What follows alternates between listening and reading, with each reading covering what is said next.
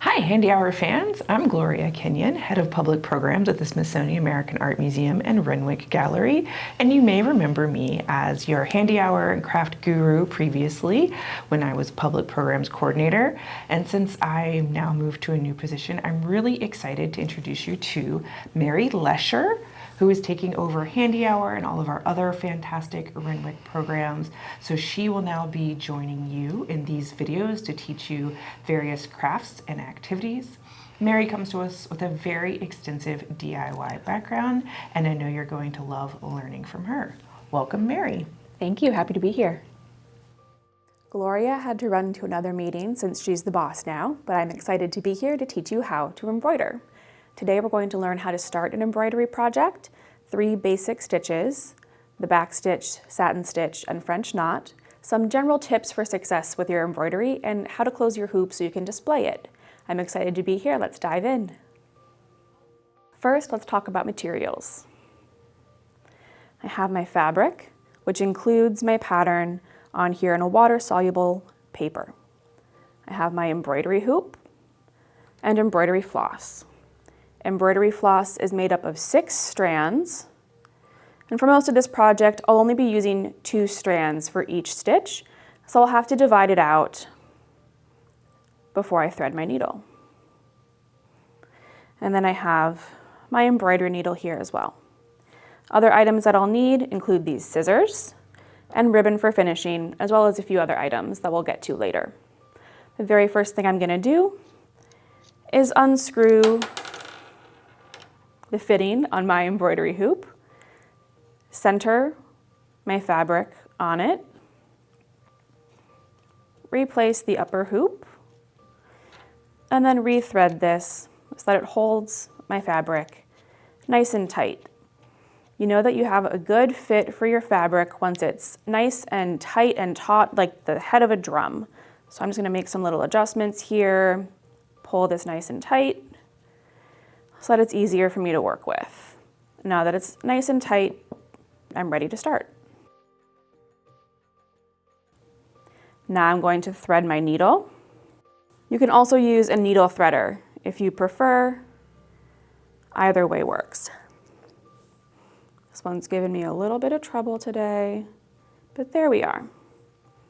The other thing I need to do before I start stitching is put a knot in the bottom of my thread so that it doesn't pull all the way through the fabric while I'm working.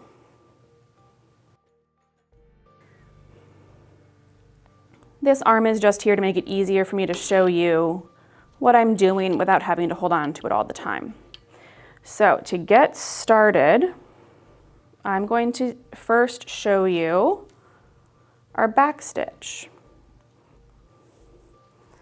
So backstitching is used to outline or to make letters, and all that you do, first I'm going to pull through and just ground my stitch. This means this isn't going to be actively a part of my line.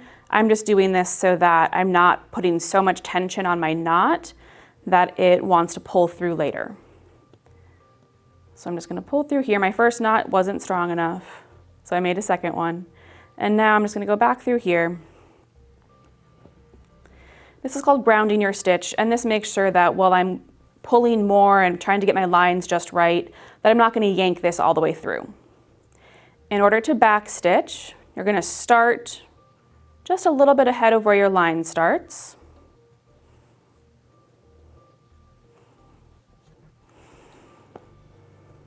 And now I'm going to go back to the start right here. You might have to poke through a couple times to get your needle in just the right spot. That is totally okay. And now I'm going to go back ahead of that again,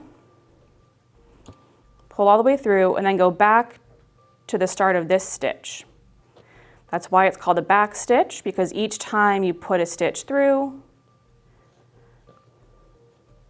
you're bringing it right back to your previous stitch. This creates a nice long chain that's easy to see and gives you good definition, and that's why it's so good for outlining and lettering. On this pattern, I'm going to be backstitching the outlines of all of my flowers and leaves. And I'll use backstitching to make things like stems and little berries in sections like this.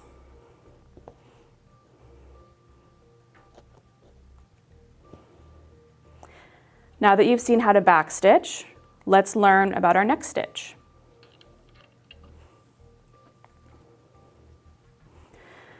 My next example here has all of the backstitching complete. You can see I've used my different colors around each of these different sections to get everything outlined the way that I want. The next stitch that we're going to talk about is called a satin stitch. And the satin stitch is used to fill up space. I'm going to be using it to fill in most of my flowers here. The most important thing about a satin stitch is that you always start and end in the same spot. So I'm once again going to ground my stitch, which just means that I'm putting it through here where it's going to get covered up by my satin stitches, so I'm not putting as much tension on the knot. With your satin stitch, you always want to start and end in the same place. So I'm bringing my needle up by the center of this flower, and then bringing it out at the top of the petal and going back down into the fabric. For my next stitch, I'm going to do the exact same thing, coming back down here and adding an additional layer of embroidery floss. This is a very repetitive process. I'm always remembering to start down here by the base of the petal and then finish all the way up at the top here. This takes a long time to build up enough thread to cover our pattern and our fabric, but that's okay. We just have patience. We go through and we try to be very consistent with the line where we're threading our stitches through so that it all looks nice and smooth. For me, I often end up putting stitches a little further over so that I can see just how much space I still need to fill. The last stitch that we're going to learn is called a French knot. And French knots are a little tricky, but I promise you'll get the hang of them. I'm only using French knots in a few places on this pattern. Wherever these are these little dots, those are going to be French knots in the center of this flower and the center of this flower. In order to make a French knot, I'm going to pull my fabric through or my thread, and I'm going to ground it in here so that I don't yank on that knot too much. Now I'm going to come up, and this is a stitch that requires both hands. So I'm going to have my needle in one hand and my thread in the other. And what I'm going to do is take this thread, put it right up against my needle here, and make 2 loops. While I'm doing this, I want to keep my thread nice and taut. I want to keep tension in this line. And then I'm going to bring my needle back down right next to where I brought it through the first time, stick it through the fabric, all the while keeping tension on this string, this thread, and then pulling through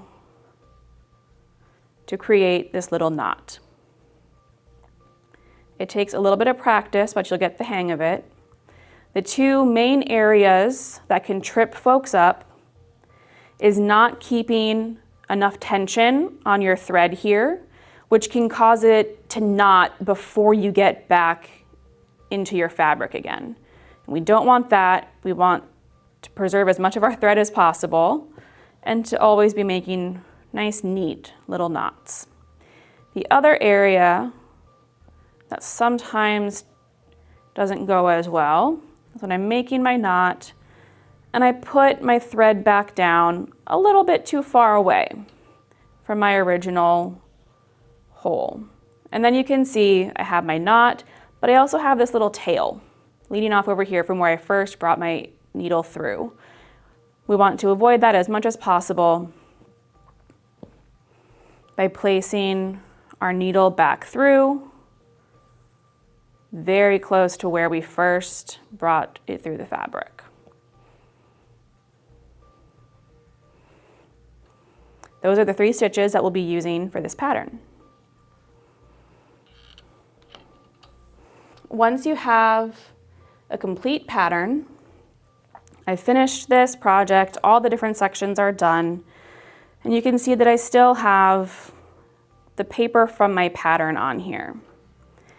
So what I'm going to do is just use a bowl of water. This paper dissolves in water, so all I have to do is just submerge it here,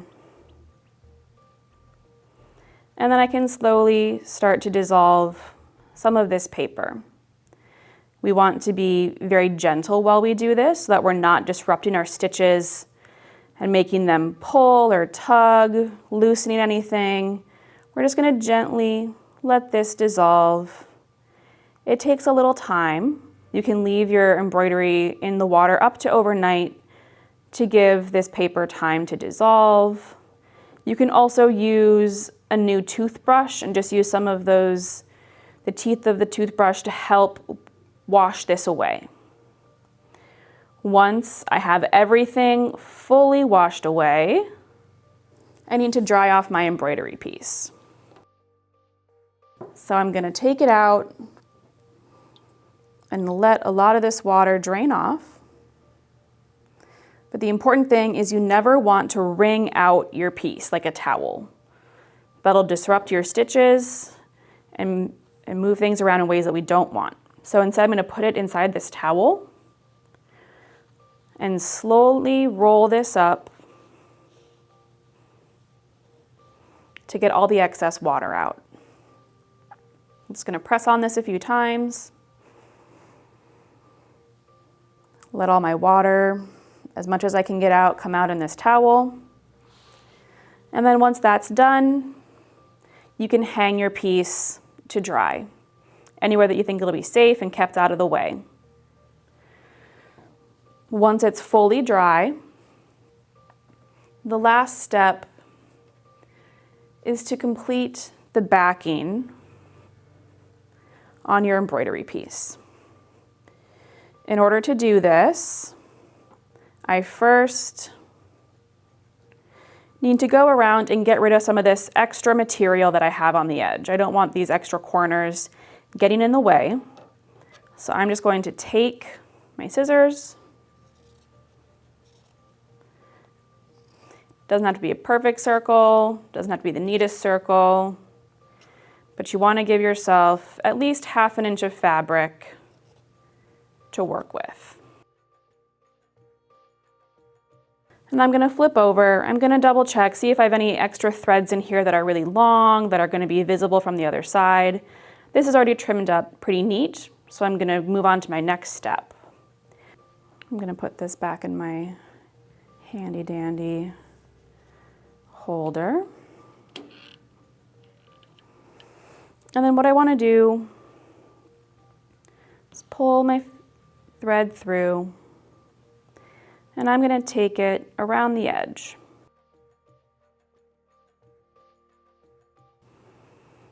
Every 1/2 inch to 1 inch or so, gathering and bringing my thread through. I like to use a very long piece of embroidery floss for this, just because it can take a lot of thread for us to get all the way around. I'm just going to take this and I'm going to pull gently. I don't want to rip anything out.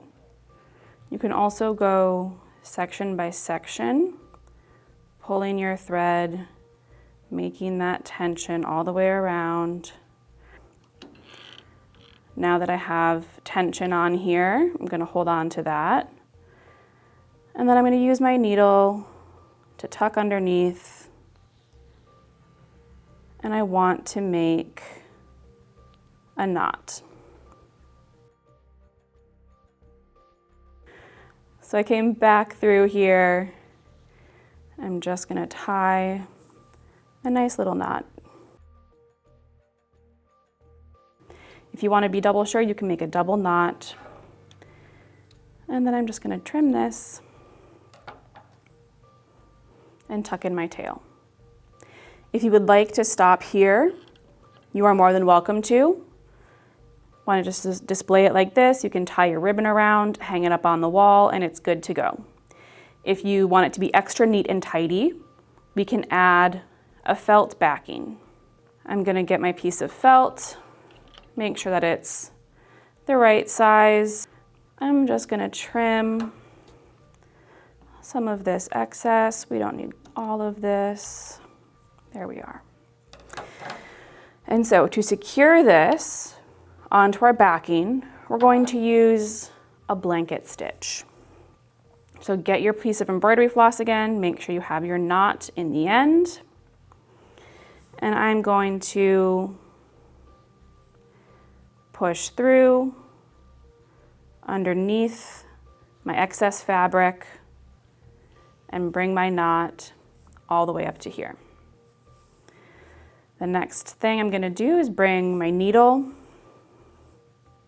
down here, pushing through the felt and through that extra fabric that I just made nice and neat until my needle comes out just up here. The next important thing is to make sure that my thread is underneath my needle so that when I tighten, I get this nice little stitch. And then I just continue to repeat that over and over again through the felt, through my extra fabric, keeping this thread beneath my needle and pulling nice and tight. As much as possible, you want to keep these even. We can see that I didn't go to the same distance on here. I've never been good at making my blanket stitches even, but I'm sure you guys will be much neater than I am. Back through the felt, through the fabric of my embroidery piece, keeping that thread underneath the needle so that it pulls nice and tight and seals this all together. Keep working your way all the way around. And once you've made it most of the way, it is time to finish off and knot this. So we can see that I'm nearly all the way through here. This is the same kind of knot that you would use if you run out of your embroidery floss while you're halfway through. You can use this same knot to tie off and start a new piece. So I'm just once again bringing that through my felt, through my fabric, keeping my embroidery floss underneath, and then pulling nice and tight. Now I've gone all the way around. So for my last stitch, I'm going to bring my needle underneath that knot where I first started, grab a little bit of the fabric so that it stays in there nice and tight. And now I'm just going to tie it off with a knot. Now that that's nice and stable, I got to get rid of my tail of thread here. So what you do, thread it underneath your felt, bring it into the center. I'm going to pull this up and keep tension right here. Keep this nice and tight. Use my scissors to snip, and then that tail just disappears underneath the felt. Now I have this beautiful finished piece.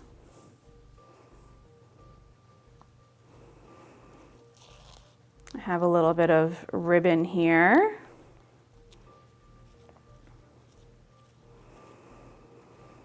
So I will tie this off.